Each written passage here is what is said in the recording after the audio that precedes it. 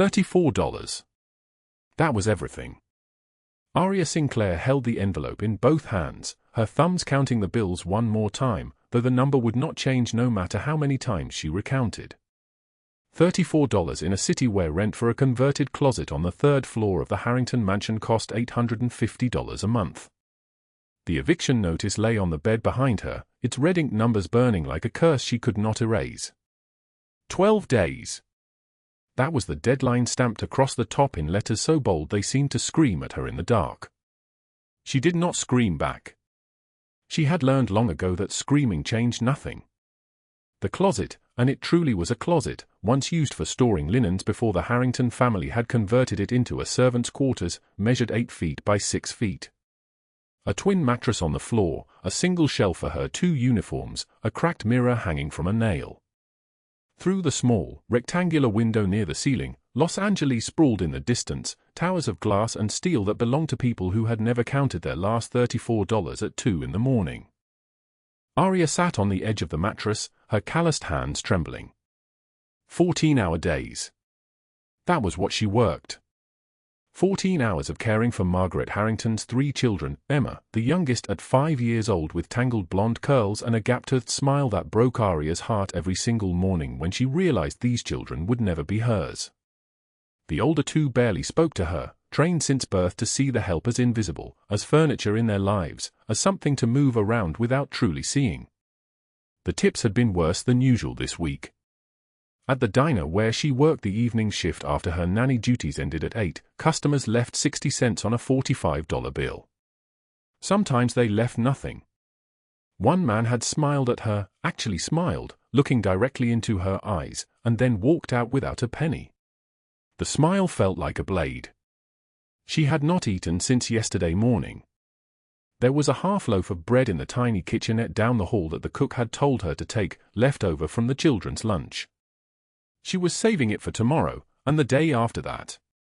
The math was simple and brutal. The $34 divided by 12 days equaled $2.80 per day. $2.80 for food, for the bus pass she needed to reach the diner, for the water bill that would come due on day 8. The rain started without warning. Summer thunderstorms in Los Angeles were rare, violent, sudden. The sky tore open and water hammered the mansion's exterior like a living thing trying to break through the walls. Aria heard it before she felt the cold seeping through the small window, water beginning to pool on the sill, dripping onto the carpet that had already been worn thin when she moved in. She stood quickly, pressing her palm against the glass, feeling the wetness soak into her skin. The storm was directly overhead now, lightning turning the entire sky white for one suspended moment. In that brightness, she saw her reflection in the window. A woman of 34 years who looked 47. Dark hair pulled back so tightly it stretched the skin at her temples. Eyes that had forgotten how to expect anything good. Cheekbones sharp as knife points because the food had run out more often than not. This was who she had become. The footsteps in the hallway came suddenly, fast and heavy, boots on marble. Aria froze. No one came to this floor of the mansion at night. The family slept on the second level in rooms that cost more than she would earn in 5 years. The staff used the back staircase. Her heart compressed into something small and hard. She opened the closet door just as the footsteps reached her doorway. The knock came, not a courtesy knock, but a demand. A fist against the frame. "Open it," a man's voice said. Not kind. Not asking. Aria opened the door. Douglas Hale stood in the hallway, soaked through, his expensive haircut plastered to his forehead, his suit, the same suit he had worn the night he put her in the hospital 3 years ago, dripping rain onto the carpet. His jaw was wider than she remembered, harder, and his eyes had that same glassy quality they always got right before his hands became weapons. "You didn't answer my calls," he said. "I changed my number."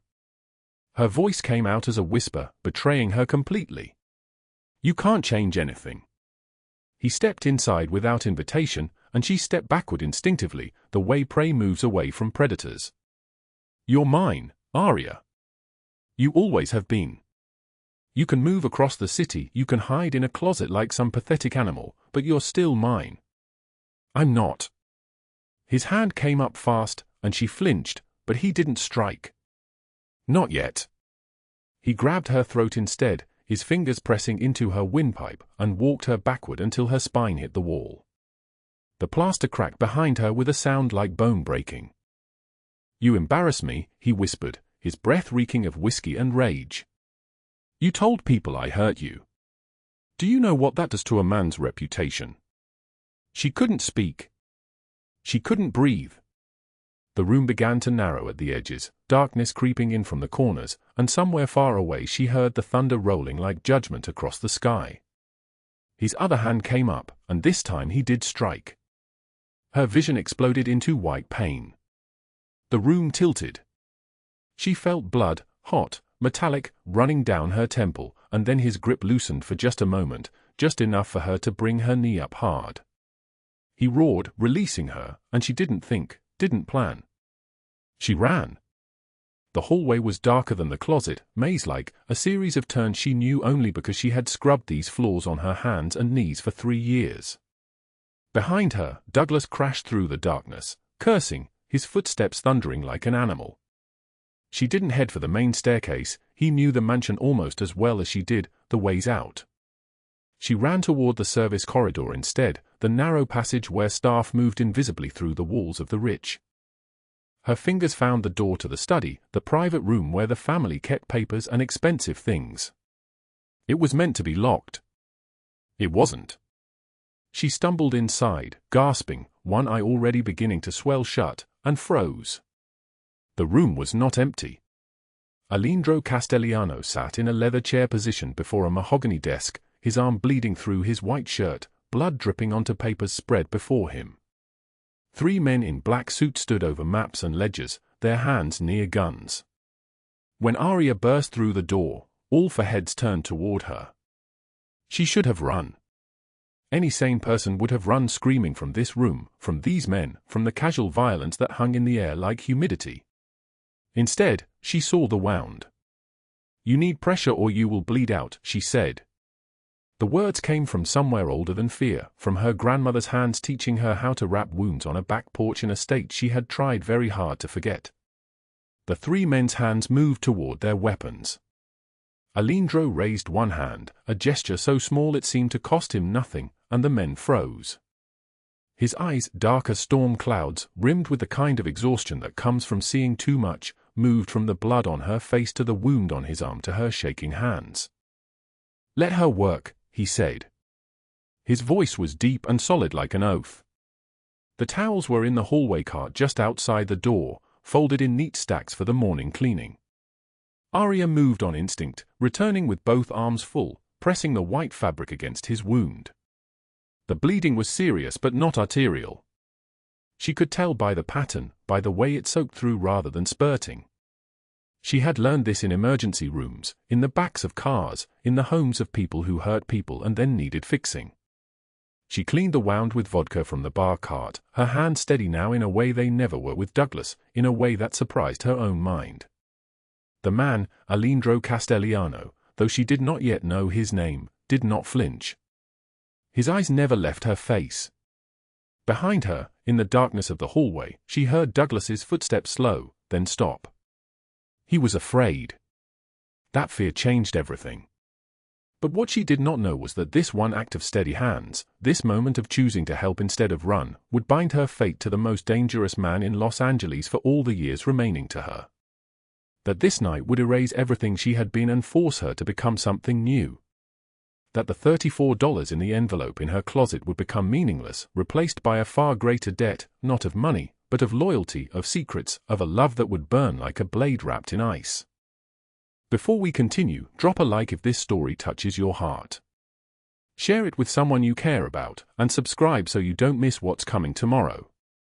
The next part of Aria's journey will break you open and rebuild you from ash. Now, let us go back to the beginning. Back to 7 days earlier, when Aria had nothing but $34 and a deadline written in red ink. 7 days earlier, the sun had not yet broken the Los Angeles skyline, and Aria Sinclair lay on a mattress that cost $18 from a liquidation warehouse, listening to the walls breathe. The converted closet in the Harrington mansion was 8 feet by 6 feet. A single hanging bulb cast everything in sallow yellow. No window. No ventilation except the gap beneath the door where cold air leaked in from the marble hallway beyond, where she could hear the footsteps of people who lived actual lives, in actual rooms, with actual doors that locked from the inside instead of outside. She woke at 5:47 in the morning because the grandfather clock in the main foyer chimed the quarter hour, and the sound traveled through these walls like the ticking of a countdown. The eviction notice was hidden beneath her mattress, folded 4 times into a rectangle the size of a postage stamp. She did not unfold it. She already knew every word. $35,000. Unpaid medical debt accumulated by her mother over 8 years of dying slowly from cancer that insurance would not cover. Her mother had left behind the debt instead of herself, and somehow that debt had become Aria's inheritance, her responsibility, her cage. She pulled on the grey uniform. 2 of them, identical, rotating through the wash every other night in the bathroom sink. The fabric was thin now, transparent in some places, but Margaret Harrington had said that so long as it was grey and it covered her body, it did not matter if it fell apart. Margaret Harrington said a great many things like that. Aria's feet had begun to bleed in the cheap shoes 3 months ago. The left shoe had a hole in the sole that she had patched twice with duct tape. The tape was coming loose again.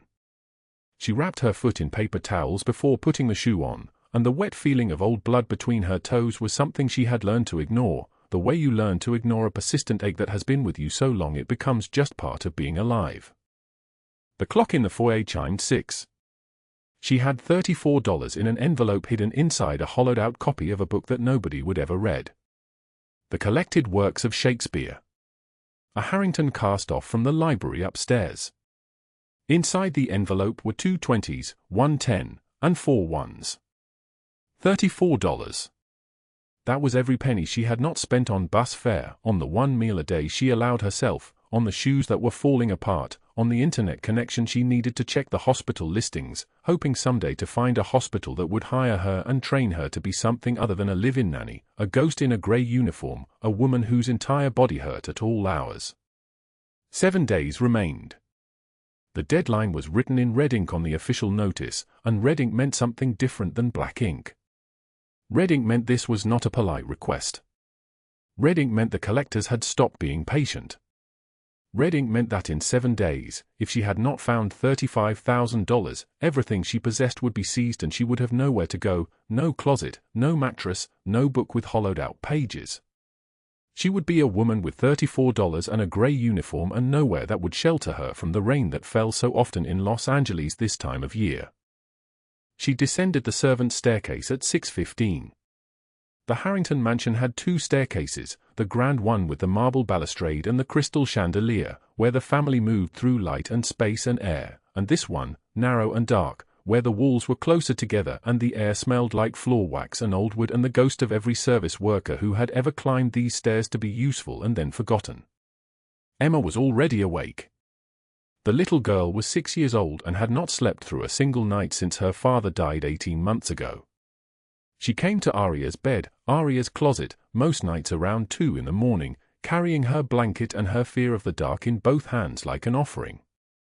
Aria would lift the covers and Emma would burrow into the mattress like she was burrowing into safety itself, her small spine curved against Aria's ribs, and Aria would not move the entire night, afraid that any shift in position might dislodge the child or wake her into the nightmares that came when she slept alone.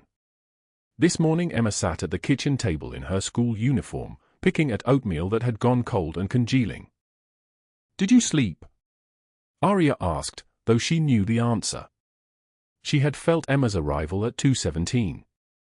She had felt the moment the girl's breathing finally slowed into something that approximated sleep at 4 o'clock. "Bad dream again," Emma whispered. "The one where Daddy is in the water and I cannot reach him." Aria's chest fractured a little. She always fractured a little when Emma spoke of her father, when the girl's small voice carried the weight of loss that should never be carried by anyone so young, let alone by someone who was not even supposed to belong to her, who was only hired to care for her, to feed her, to be the fixture that was less important than the furniture. "He is not in the water," Aria said, the lie practiced and smooth from repetition. "He is in the sky. He is in the clouds." When you see soft clouds, those are your father wrapping his arms around you. It was a beautiful lie. She had refined it over 18 months into something that sometimes worked, something that sometimes let Emma eat breakfast without trembling. She poured milk into the oatmeal bowl. The milk was almost expired. She had checked the date. 3 days left. The Harringtons would discard it when it went bad without noticing the cost, because for people like the Harringtons, money was something that happened to them, not something that had to be earned in 14-hour stretches, $1 at a time. Margaret Harrington appeared in the kitchen at 6:32, trailing the scent of expensive perfume like a warning.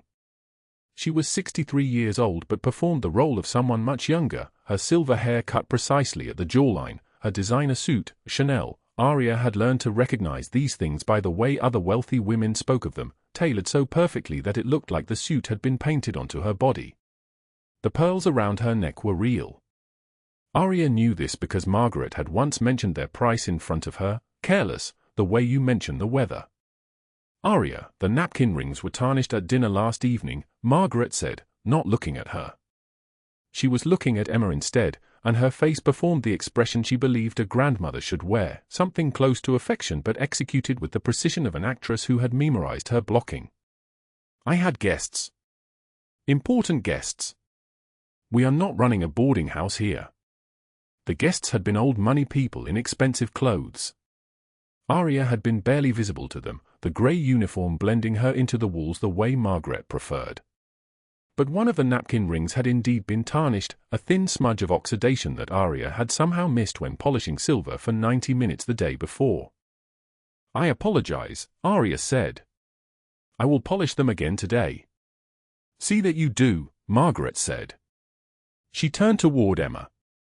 And you, darling, eat every bite of that oatmeal. We do not waste food in this house. The oatmeal was inedible. Aria had made it with water instead of milk this morning to stretch the nearly expired milk to cover tomorrow's breakfast as well. But Emma did not contradict her grandmother. Emma ate the congealing paste with the obedience of a child who had learned early that resistance was exhausting. Aria did not eat breakfast. She drank black coffee at the kitchen counter while Margaret signed papers and Emma sat very still, and when Margaret left the kitchen to attend to the things that occupied her mornings, spa appointments, tennis lessons, the management of household staff that included but was not limited to Aria, she scraped Emma's half-finished oatmeal into her own bowl and forced herself to swallow it cold, because wasting food was apparently a moral failing and because $4 was $4, and $4 meant she was not at 34, she was at 38, and the numbers had to move in the other direction if she was going to survive the next 7 days. At noon, Aria took Emma to school. The bus ride was 45 minutes.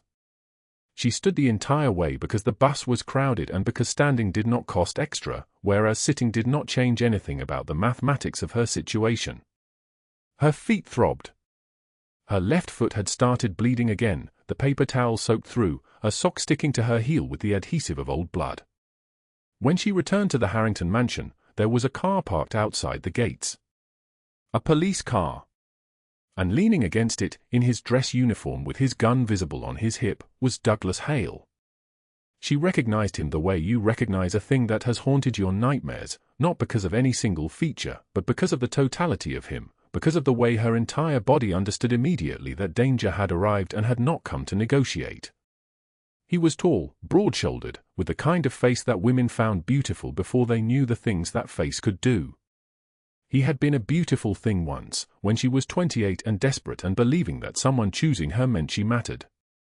He had been beautiful until the first time his hand was not a hand anymore, until it was a fist, until it was a weapon, until the beauty became a trap that made it harder to leave because she kept thinking the beautiful thing might come back and reclaim the man underneath. She stood at the bus stop, 40 yards away, and he saw her.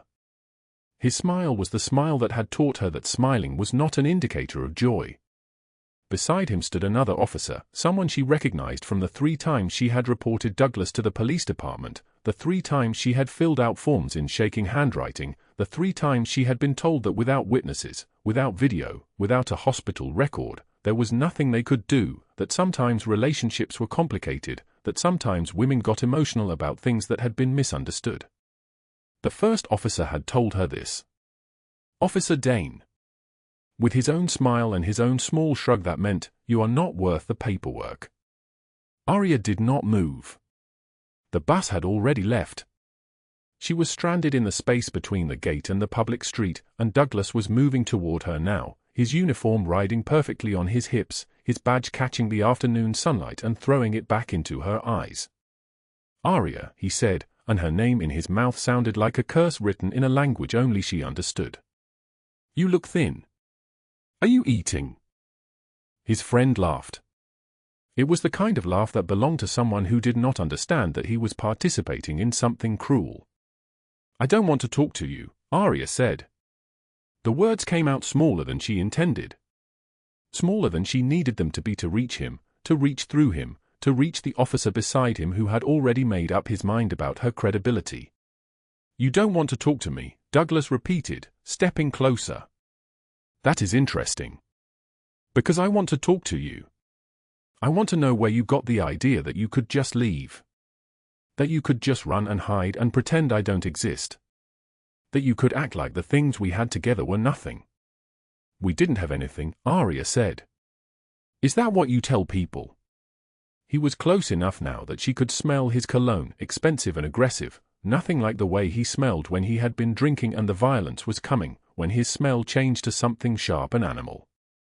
"Is that the story you tell at your fancy job, working for rich people, taking care of their children like you're worth something?"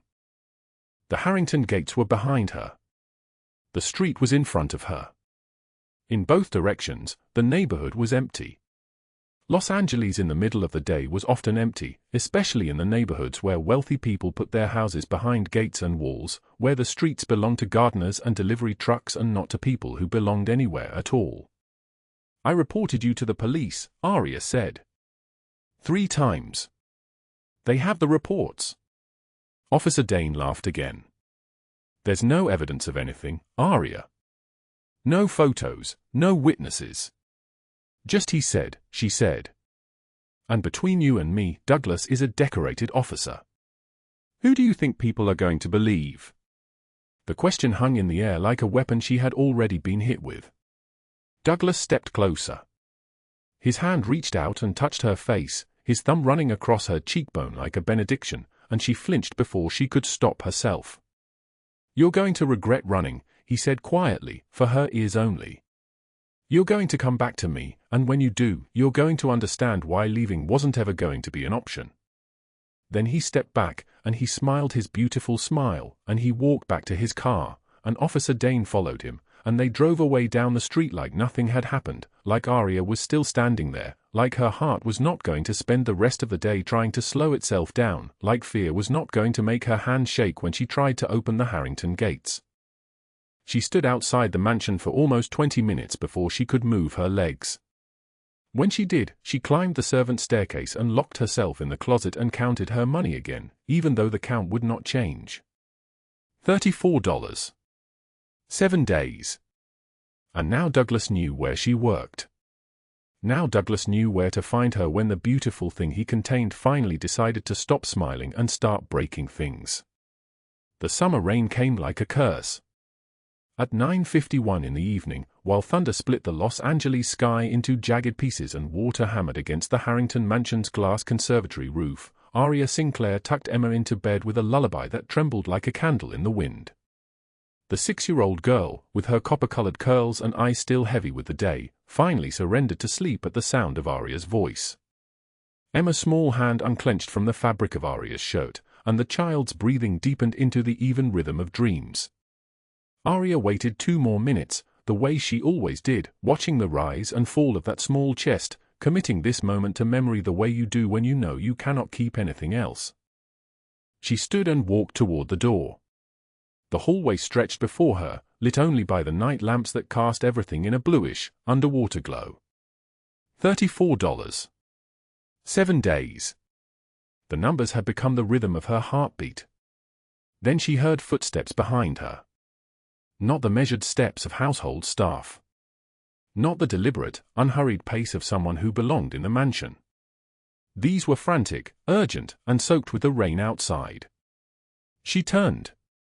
Douglas Hale stood at the end of the service hallway, his shirt plastered to his chest, water dripping from his dark hair, his beautiful face twisted into something unrecognizable. His eyes had the feverish gleam of a man unspooling, of control slipping like sand through clenched fists. Behind him, the servants' staircase descended into darkness. "Did you really think you could hide here?" His voice carried the slur of alcohol, thick and dangerous. "Playing nanny to rich little brats? Pretending to be something you're not?" He took one step forward, then another. "You belong to me, Aria. You will always belong to me." She backed away. Her hip struck the edge of the mahogany table that held fresh flowers, white lilies that had cost more than her weekly groceries. The flowers scattered. She kept backing. "You're mine," he said, and lunged. His hands closed around her throat like a vice forged in obsession. The marble wall behind her was cold and hard, and he slammed her into it once, twice, the impact stealing her breath before his grip could. Stars exploded across her vision. Her hands clawed at his wrists, his arms, his face, but he was stronger, and the lack of oxygen made her movements wild and ineffective. His right fist came up and struck her eye, and pain detonated like a firework inside her skull. Blood filled her mouth, coppery and thick. "Nobody leaves me," he hissed against her ear. "Nobody. Do you understand?" Her vision was darkening at the edges, the world collapsing into a pinpoint, when she heard something that cut through the roaring in her ears. Voices. From somewhere near the private study, voices in conversation, interrupted by the sound of Douglas's rampage. He heard it too.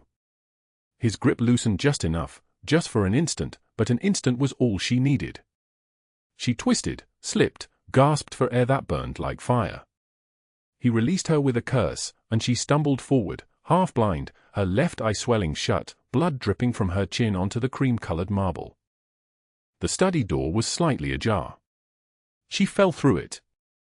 For men in tailored suits that cost more than everything she had ever owned looked up from a table covered with maps and documents.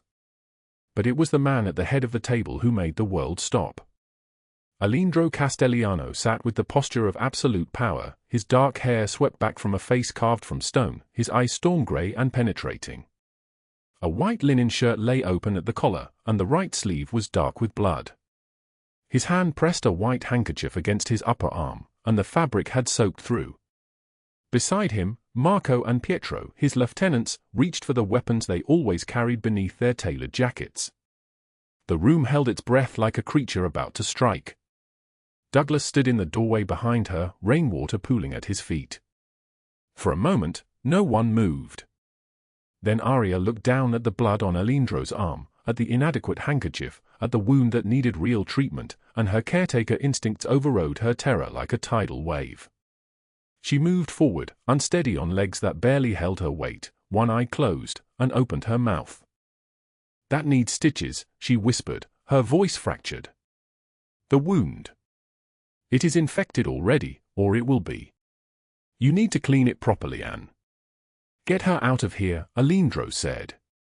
His voice came out like thunder wrapped in velvet. But it was not an order directed at her. The moment the words left his mouth, Marco and Pietro moved with the synchronization of men who had practiced this dance 1,000 times before. Douglas never made it through the doorway. They took him by the arms, efficient and brutal, his protests becoming shrieks becoming silence as they dragged him back into the hallway. The door closed.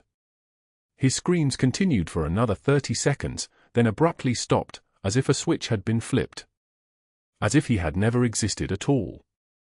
The room was absolutely quiet except for the thunder outside and the rain that never stopped falling.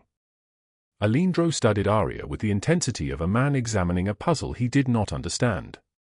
His eyes moved across her beaten face, lingering on the handprints bruising her throat like the marks of a man's ownership. "Sit," he said, gesturing to an empty chair. "Your arm," she said instead. "The infection risk is significant. Do you have clean gauze? Antibacterial solution? A needle and thread? Who did that to you?" "It doesn't matter." "Let me." "It matters." The way he said it made it true. She sat because her legs could no longer hold her. He stood, unbuttoned his shirt sleeve completely, and revealed the wound, a gunshot graze across his bicep, the kind that came from being faster than someone trying to kill you but not quite fast enough. Blood had begun to dry, but the edges of the wound were already reddening. Aria moved without thinking, her hand steadier than her heart had any right to allow. She found the medical supplies that apparently existed in the private study of a Mafia boss, sterile pads, antibacterial solution, a suture kit, and began to clean the wound with the gentleness that comes from years of caring for children's scraped knees. Alindro watched her work. He did not flinch. He did not look away. "Your name," he said quietly. "Aria. Aria Sinclair. The man who hurt you. You will tell me his name." She tied off the final stitch, bit the thread between her teeth, pulled. "Douglas Hale." "But please, you cannot." "I can," Alindro interrupted. Then he gave an order to Marco, who was still standing in the corner, his expression carefully blank. "Find out everything about Douglas Hale. Where he lives, where he works, who he knows, which officers are his friends. I want his entire life laid out before me by morning."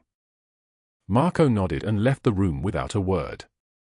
Outside, the rain continued its violence against the windows, and Aria Sinclair, who had entered that room half-blind and bleeding and terrified, had just set something in motion that no one in Los Angeles would be able to stop. The next morning, she woke in her converted closet to find an envelope slipped beneath the door. $35,000. No note. No explanation. Just the exact amount she needed to save her life, given by a man whose world she had glimpsed for less than 2 minutes, a man whose wound she had cleaned with hands that still remembered how to help, a man who had apparently decided that her existence mattered enough to matter to him. She held the cash and wept. The rain hammered against the mansion gates like 1,000 angry fists, and Aria Sinclair stood alone in the darkness with her single canvas bag and $34 to her name. Lightning fractured the sky. Her coat, thin and worn, offered no protection against the cold that had settled deep into her bones, the kind of cold that comes not from weather but from loss stacked upon loss stacked upon loss again. 3 hours earlier, Margaret Harrington had called her into the mahogany-paneled office, the kind of room where decisions were made that destroyed lives, and Aria had stood there while the woman's voice cut through the air like a blade wrapped in ice. Theft of household items, Margaret had said, her words loud enough for the entire household staff gathered in the hallway to hear. Inappropriate conduct with guests. You are fired effective immediately, Miss Sinclair. Vacate your quarters by tonight. Aria's hands had trembled. I have stolen nothing. I have done nothing inappropriate. Margaret smiled, and that smile was more dangerous than any weapon. Your word against mine, dear. Security will escort you out. Emma had run to her then, the 5-year-old small body colliding with Aria's legs, and when the other nanny pulled the girl away, her cries echoed through the hallway like the sound of something precious being torn in half.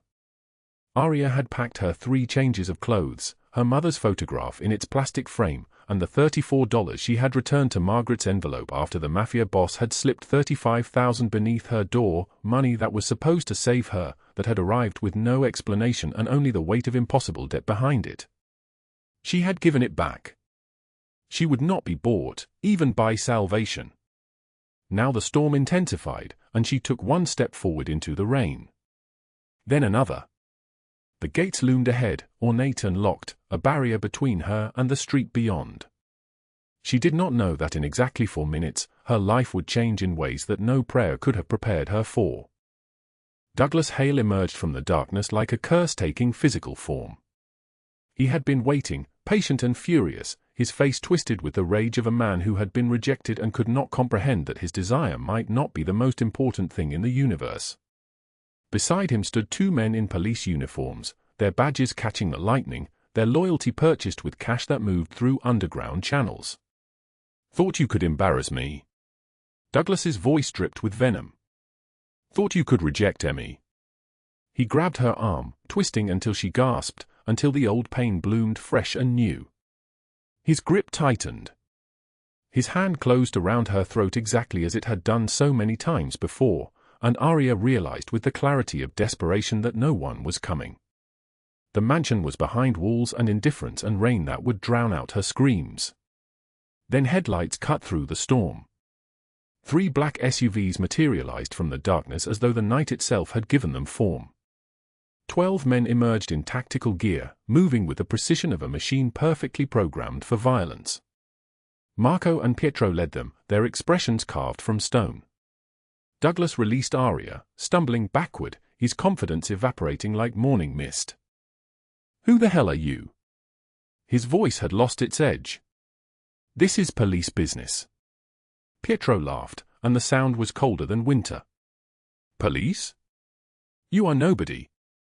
These officers are nobody. Everything you touch becomes nothing." The corrupt cops reached for their weapons. They froze when Alejandro Castellano stepped from the center vehicle, his presence cutting through the storm like a blade through silk. He wore a coat of charcoal wool that cost more than Aria's entire yearly rent, and his eyes, dark and burning with something that was not quite rage but something far more dangerous, settled on Douglas Hale with the weight of judgment. Alejandro said nothing. He simply looked at the man who had hunted Aria across 2 years and 3 cities. Then he nodded. Once. Marco and Pietro moved. They grabbed Douglas by the arms, and he began to scream, a sound that started as words and degraded into pure animal terror as they dragged him toward the SUV. "You can't do this. I have rights." "I have?" "You had chances," Marco said quietly. "You wasted them," Pietro added. They threw Douglas into the vehicle. The door slammed. Alejandro's voice carried over the thunder, calm and absolute. "The Moretti family has been looking for new business opportunities. I believe they will find Mr. Hale very useful." The screaming continued for 3 more seconds. Then it stopped as the SUVs pulled away into the rain, carrying Douglas away to a fate that would involve systematic pain, psychological deterioration, and the slow understanding that his life had been erased from the city he thought he owned. By morning, the 2 corrupt officers would discover that federal investigations into police corruption had mysteriously opened, every dirty deal exposed, every transaction documented, their careers immolated before they could even reach the precinct. Meanwhile, Margaret Harrington hosted her annual summer charity gala at the mansion, 200 wealthy guests moving through rooms dripping with crystal and self-congratulation. She wore a dress of ivory silk worth $8,000, and she stood on a raised platform beneath lights that made her skin glow like porcelain, the picture of philanthropic virtue. The speeches had begun. She was talking about her commitment to helping the less fortunate, about the importance of charity, about her own moral foundation, when the ballroom doors opened. Alejandro Castellano entered with Marco and Pietro flanking him, and the entire room fell silent as though someone had cut the power to the universe. 200 conversations died mid-sentence. Champagne flutes froze halfway to lips. Margaret's speech halted. The color drained from her face with the speed of blood from a severed artery. Alejandro climbed the platform steps with deliberate slowness. He produced a manila folder, and when he opened it, financial records spilled forth like a confession written in numbers and dates and routing codes. "Mrs. Harrington," he said, his voice carrying to every corner of the ballroom. $2.3 million. Embezzled from your own charity. Money donated by people who believed they were helping children at St. Mary's Hospital. Instead, you were funding your collection of European artwork and your vacation home in Cabo San Lucas. Margaret's hand shook. "I don't know what you're." "I believe the Federal Bureau of Investigation will find these very interesting," Alejandro continued, his tone never rising, never losing its terrible composure. "I will be delivering them personally within the hour." By dawn, Margaret Harrington was in federal custody, her photograph on every news channel, her face twisted with the comprehension that everything she had built, decades of careful social positioning, the cultivation of respectability, the armor of wealth and connections, had been incinerated in a single night. The federal prosecutors would find her case elementary. The evidence was overwhelming. The sentence would be 40 years. She would spend her remaining life understanding that justice is not death, which would be too quick, too easy, too merciful. Justice is watching everything you built collapse while you stand in handcuffs.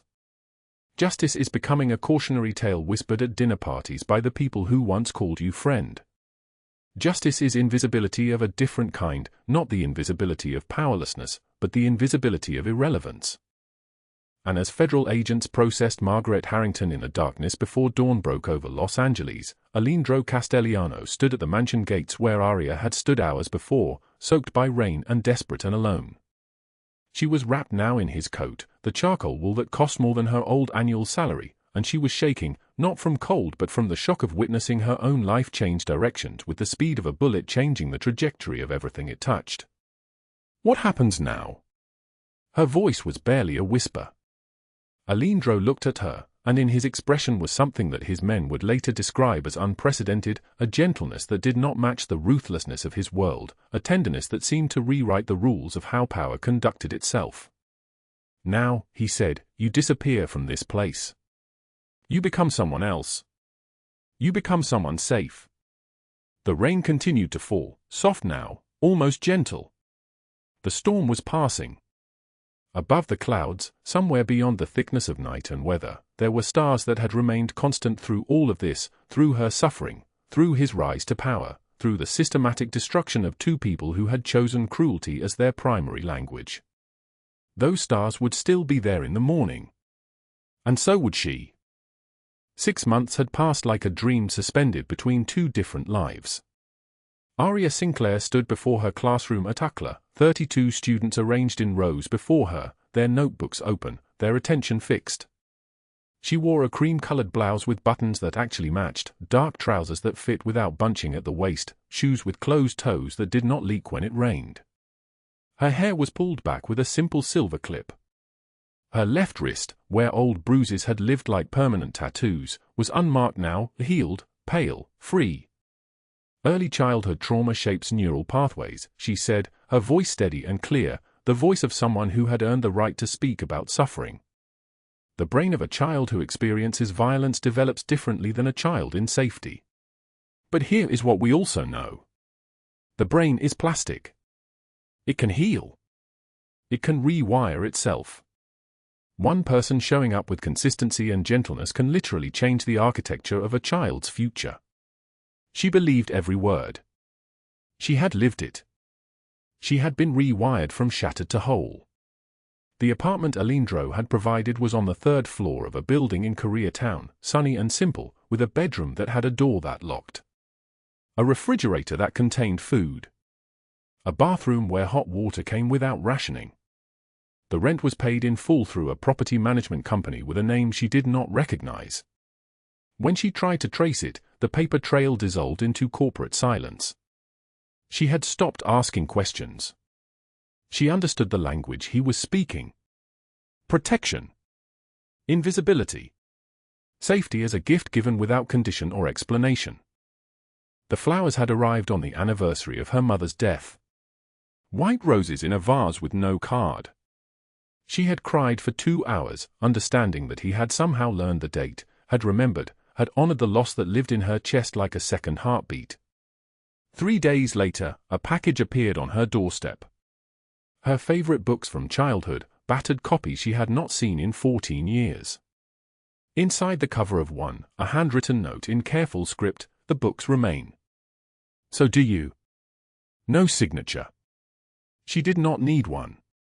Then came the job offer. A private academy specializing in early childhood development, the director speaking as if Aria's qualifications were obvious and substantial.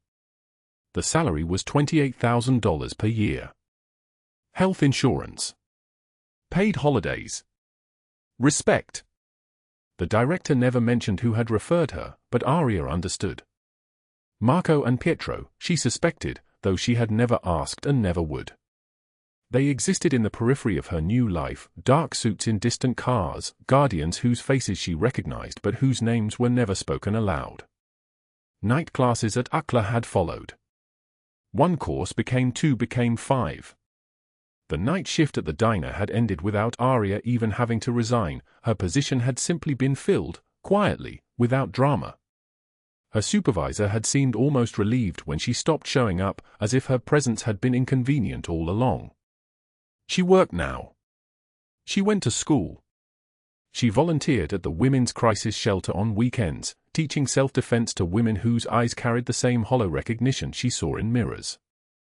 The trial of Margaret Harrington had lasted 6 weeks and consumed every news broadcast in Los Angeles. The evidence was airtight. The federal prosecutors built their case like architects constructing a building designed to last centuries. Financial fraud spanning 12 years. Tax evasion. Labor trafficking. The testimony of 17 women, each one a voice that had been suppressed, each one describing the systematic cruelty that had been normalized in that mansion like dust settled into the furniture. Margaret Harrington was sentenced on a Tuesday in November. 40 years without possibility of parole. She would be 93 at release, assuming she lived that long. The courthouse steps erupted in camera flashes as she was led away in a black SUV, her face a mask of shock, as if the consequences she had inflicted on others had never seemed possible when applied to herself. The news anchors called it a stunning reversal, a shocking downfall, a reckoning. Aria watched the broadcast in her apartment and felt nothing. Not satisfaction. Not joy. Just a settling, like something broken finally coming to rest at the bottom of a deep well. Douglas Hale had disappeared. For 3 weeks after that night, there had been no sign of him. Police reports indicated he had last been seen leaving the Harrington estate, heading toward his vehicle. No vehicle was found. No body. No trace. Then, slowly, rumors began to surface in the underbelly of Los Angeles, whispers in bars where certain men gathered, word-of-mouth stories that never reached the mainstream news. A man matching his description had appeared in Moretti territory, broken and incoherent, begging forgiveness from lieutenants who would never grant it. He had been alive but not alive. Conscious but not comprehending. The Moretti family, it was said, had particular ways of handling men who violated certain codes. But these were whispers, rumors, nothing confirmed. Douglas Hale had simply ceased to exist in any concrete way. He was erased. He was absence given form. Aria occasionally wondered if he was still breathing somewhere in the Los Angeles basin, but she did not wonder hard. His erasure was complete enough. Emma Harrington, aged 7 now, had been removed from the estate by Child Protective Services and placed with distant cousins in Pasadena. Aria received letters through the shelter's social worker, each one written in careful, developing handwriting. Colors for sad days. When I feel bad I think of you. Do you think of me? Yes, Emma. Every single day, Aria had written back. I think of you every single day. The child was safe. Federation alive. That was enough. The evening she found Alindro waiting by the fountain at UCLA, Aria had been carrying an armful of graded essays, her bag slung across her shoulder, her mind still partially in the classroom where she had been discussing attachment theory. The jacaranda tree above the fountain was in bloom, purple blossoms drifting like snow in the November air. He stood beneath it in a charcoal suit, his coat draped across his shoulders, his posture careful and still. She set down her books on a nearby bench. The distance between them was approximately 15 feet. The evening air was cool, carrying the scent of blossoms and the distant hum of Los Angeles traffic. How long have you been waiting? Her voice was steady. She had learned to speak without trembling. Since 4 o'clock. His voice was deep and solid like an oath. I needed to see you. To confirm. Confirm what? That you were whole. She stepped closer. The distance between them became 10 feet, then 5. I am. Because of you. Because of you. His dark eyes held hers with an intensity that had not diminished. I only removed obstacles. You did the rebuilding. Every brick. Every step. You. She could see the scar that ran from his left eye to his cheekbone, could see the subtle creases around his eyes that suggested he had not slept well in 6 months. His hands were large, steady, dangerous in their capability. But his expression was something she had not seen before, a complete absence of the mask he wore. The vulnerability of a man laying down his armor. Why? The question had lived inside her for 183 days. Why did you do all this?